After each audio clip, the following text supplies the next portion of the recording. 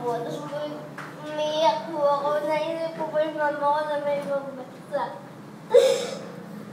Sabihin ko po sa pagdito sa punta ng magkakasigat. Nasabi ni Jesus sa'yo?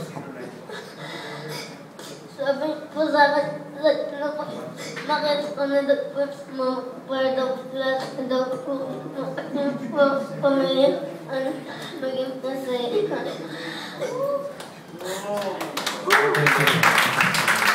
Praise God. Thank you, Lord. More.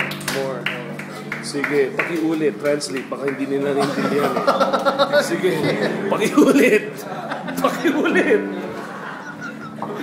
Ulitin mo. Gusto mag-translate.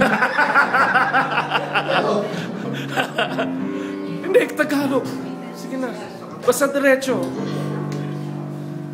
Nakita niya si God, tapos naalala niya ang mama niya nasa ibang bansa. Sabi ni God, hindi niya pababayaan ang mama niya.